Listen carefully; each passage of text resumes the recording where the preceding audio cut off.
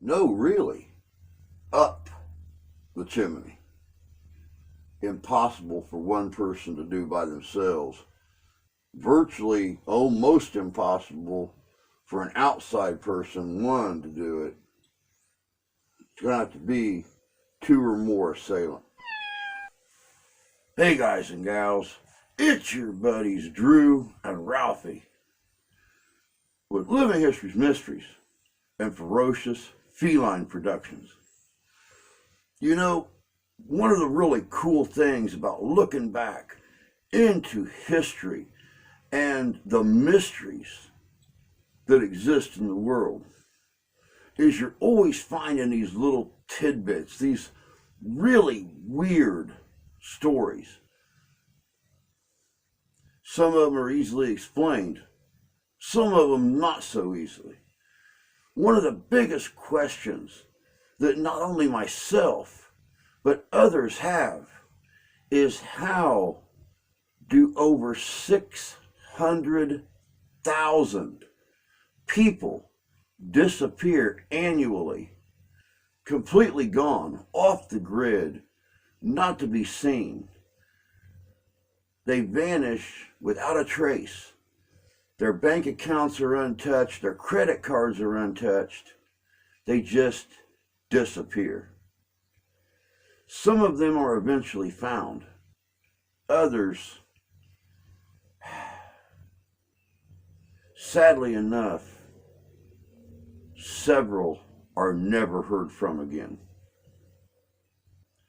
Today, I want to take a look at one of those weird cases about a young man who vanished, and for 7 years his family looked.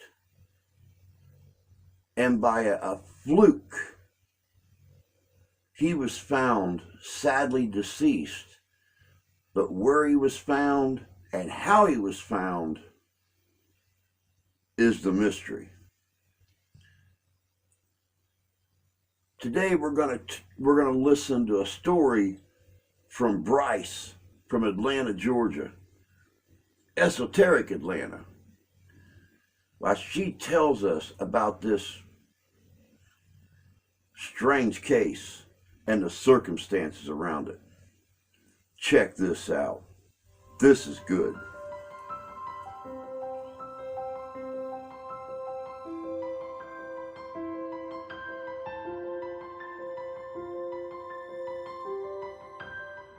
Unfortunately, every day, all across the globe, people go missing.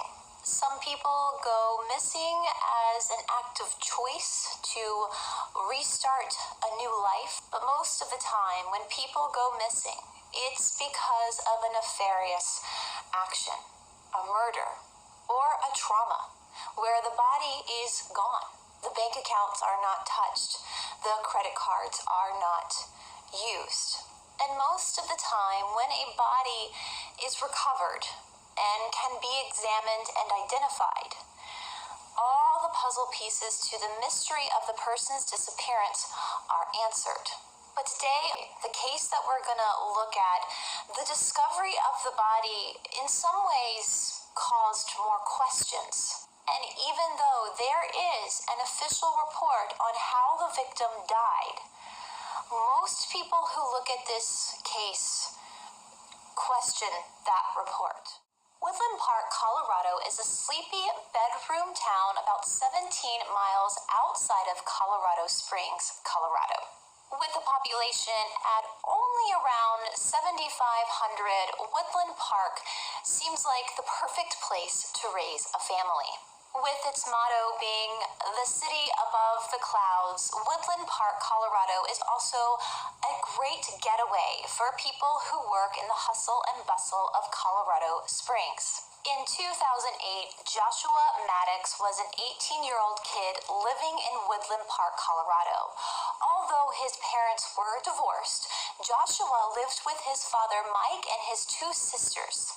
Back in 2006, the family received quite a big blow when Joshua's older brother, Zachary, committed suicide. According to Joshua's father, Joshua took the death of his older brother very, very hard, as any sibling would. And they say that time does heal all wounds.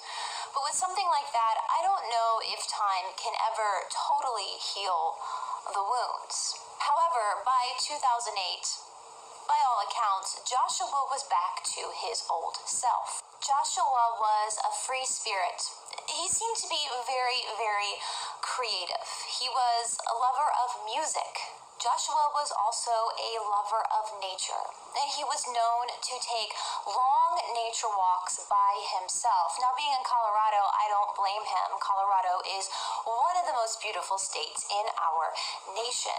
And even though the age of 18 is technically the legal age of adulthood, many people might scratch their heads as to why Josh's father allowed him to go off on these long walks by himself at such a young age. Well, growing up in a small town, for me, that would have been normal. You see, in small towns, people often live under the safety of knowing their neighbors. And on May 8th, Joshua went on one of his nature walks. Now, he was gone for a long time. It crept up into hours, but the family at first was not concerned because, again, this was typical of Josh. But by May 13th, Joshua's family knew something had to be wrong when he still had not come back home. And that is when his father filed his official missing persons report with the local police. Now, because Josh was 18 years old, he was legally able to disappear by his own free will if he wanted to. And I'm sure that was something of great frustration when the family was trying to work with the police over their missing son. Things get tricky when people pass a legal age, where they can leave if they want to leave, and they don't have to legally tell anybody where they're going. And in fact, one of Joshua's sisters stated that she always hoped in this mysterious time where he was not to be seen anywhere that he had just gone off somewhere to start a new life. And pretty soon, days turned into weeks and weeks turned into months. Months turned into years. And for 7 years, nobody knew where Joshua Maddux was. He had not been seen by anyone, anywhere. In fact, Joshua's father and sisters were so hopeful that he was still alive somewhere, perhaps off playing in some band or writing poetry by the sea, married, that he maybe had children and would show up one day with grandchildren. And they held on to this hope so tightly that when Joshua's father decided to move, he kept ownership of the old house just in case Joshua decided to come home one day. Chuck Murphy was a builder from Colorado Springs. Now, as I said before, Woodland Park is 17 miles outside of Colorado Springs, and Chuck Murphy had a cabin in Woodland Park. The cabin had once been used as a getaway location for Chuck Murphy. And then when his brother fell on hard times, Chuck Murphy allowed his brother to live in the cabin. His brother then moved out of the cabin in 2005. And after his brother moved out in 2005, Chuck Murphy used the cabin mostly as a place to store stuff. He wasn't going there on the weekends anymore to get away. For all intent and purposes, the cabin sat empty. So by 2015, Chuck Murphy decided that it was time to sell the cabin, to sell the land, to clear it out and let it be used for development. However, when Chuck Murphy started the demolition of his own cabin, he discovered something very gruesome in the chimney. In the chimney, there was a body of a young man in a fetal position. Its legs was over its head, almost as if the body dove into the chimney from the roof. Chuck Murphy immediately called the police department, where they were able to pull the body out of the chimney. It didn't take long for them to identify the body as the missing 18-year-old Joshua Maddux, who again had been missing for 7 years. Al Bourne, who was the coroner at that time, was quite baffled by the body before him. You see, the body showed no signs of any drug use. There was no signs of actual trauma. In fact, he said, and I quote, "The hard tissue shows no signs of trauma.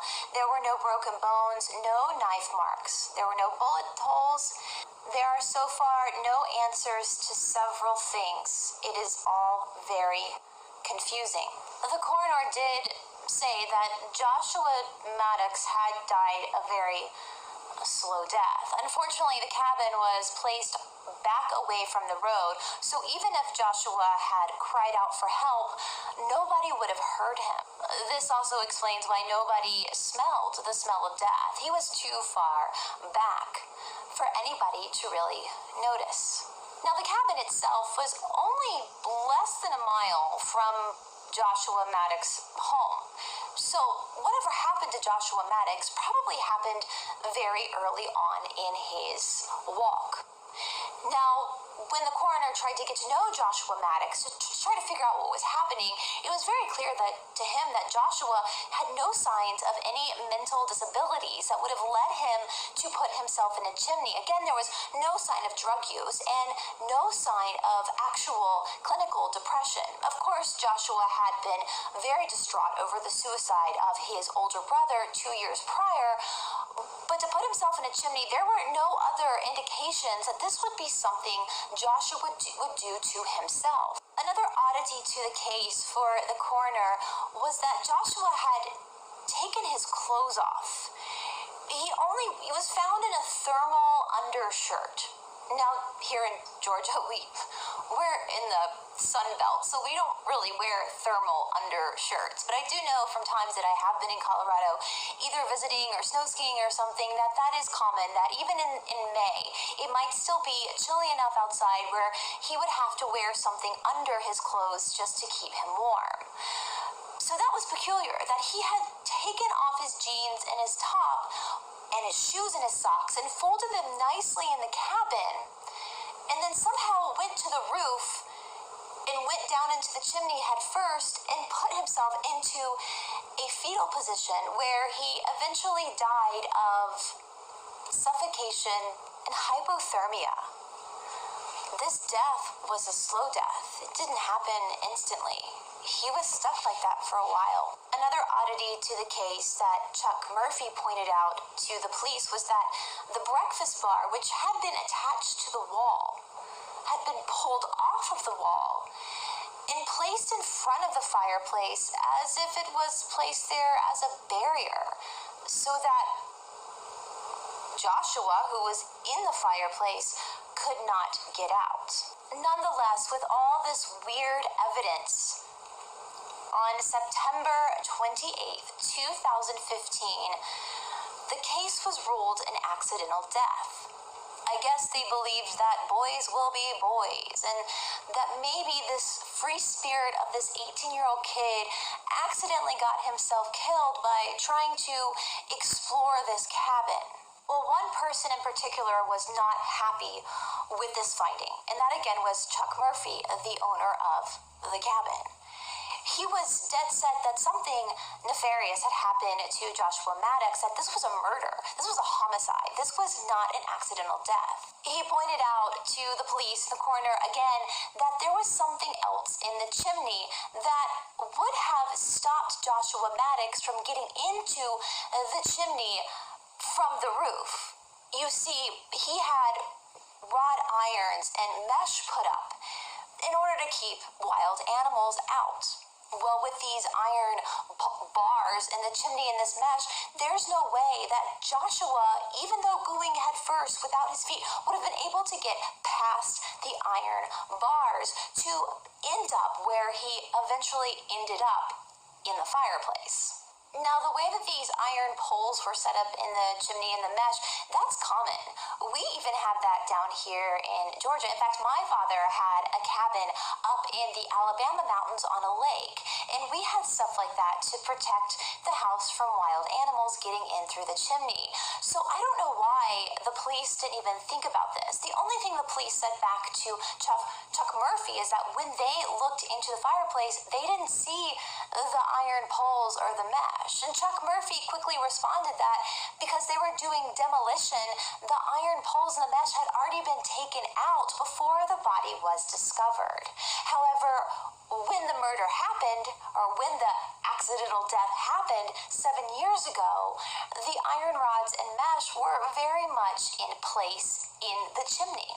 So having the iron rods and the mesh up in the chimney to keep animals out means that in order for this to be an accidental death, Joshua Maddux would have had to enter the cabin through a door or a window. He then would have had to break the breakfast bar off the wall, pull it over to the fireplace, take his clothes off, fold them nicely beside the fireplace with his shoes and his socks, and then proceed to put himself up the chimney feet first. Then once he was up the chimney feet first with his head down, he would have had to then pull the breakfast bar in front of the fireplace. This is not possible. This is absolutely insanity that they still are ruling this an accidental death. This is just not possible. In fact, we know that the positioning of the body in the chimney coming from the house, not the roof, into the chimney probably would not have been possible for Joshua to do to himself. In fact, it might not have even been possible for one person who was maybe fighting Josh to get him up the chimney to do by him or herself. It most likely would have taken 2 people to get Joshua into the chimney like that, and then pushing the breakfast bar up to keep him inside the chimney. So in my opinion, this is definitely a homicide. This is not an accidental death. This isn't a case of boys being boys and getting caught in a situation that ended their life. No, it's just not. Well, I'm not the only one that feels this way. Obviously, Chuck Murphy feels this way as well. And there are people on Reddit who also think they know who the murderer is, or at least suspected to be. Andrew Newman was also a young man living in Woodland Park, Colorado. Andrew Newman had a lot of the same interests as Joshua Maddux. They were both heavily into music. They were both very artistic and creative. However, where Joshua Maddux seemed to be a bit of a free spirit, a loving kid, a good kid, Andrew seemed to be the opposite. He had a dark side to him. Unfortunately, when we're 18 years old, sometimes we don't see that in people, though. We just see people that have the same interest as us, and so we develop a bit of a friendship, and that is what happened with Joshua Maddux and Andrew. They had, again, a lot of the same interests. They knew each other. They were doing the same things in this small town. Andrew Newman was also one of the last people to see Joshua alive. Now, people got really suspicious because, well, Andy Newman has been arrested before. He was arrested for stabbing a man to death, and he's also linked to a couple other murders as well down in New Mexico. It has also been reported that people have said that Andy Newman, he bragged about putting Joshua Maddux in a hole. So if I had to guess what happened to Joshua Maddux, this is all speculation. And please remember that in the United States, all people are innocent until proven guilty. So allegedly what I think happened is that Joshua ran into Andy.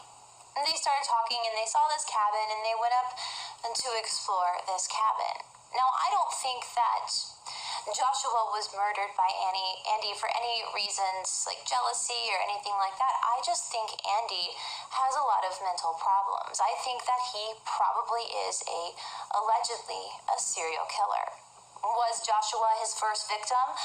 I don't know. Again, they also say that it looks like there probably would have taken two people to get the body into the chimney. So was Andy alone in this? I have no idea. However, from what people say, it does sound to me that Andy probably should be questioned regarding this case. And even if Andy is totally innocent in this case, because he was the last to see Joshua alive and because they ran in the same circles, I would hope, or I would think, that the police would want to interview him. However, here's the thing. The police have never interviewed Andy. The police have received countless phone calls from countless eyewitnesses and people who saw them together, people who knew of Andy's behaviors. And in fact, people have claimed that by making phone calls to the police department to tell them what they know, the police won't call them back. This is suspicious, especially since Woodland Park is a small town. It's a small town. So why aren't the police calling these people back, especially when there is enough evidence to at least question Andy Newman? But alas, with all the evidence pointing to Joshua Maddux' death being a murder, the case is still labeled as an accidental death. So what do you think? Do you think this was just an accidental death? Or do you believe that this was a homicide? Welcome back. You know, it's like I said in the beginning, some of these cases just boggle the mind. No one knows how this young man got in the position that he was found in. For 7 years, his family kept hope that he just ran off, that he got married, followed his musical career, his love for music, maybe had a family, maybe was sitting there playing his music, looking out over the ocean at a sunset. Sadly enough, with all the vanishings, all the mysterious disappearances that happen, though some do eventually show back up again, others don't. And it's a sad loss, and it's a huge mystery to what happens to these people, where they go, and what's their fate. It's really nice to look back into history and find those mysteries that history left behind. But sometimes it's even more fascinating to look at those mysteries from our own lifetime. But that's all we got for you today. As always, take care of yourselves. Take care of each other. God bless you. God love you, we do. We'll see you in history.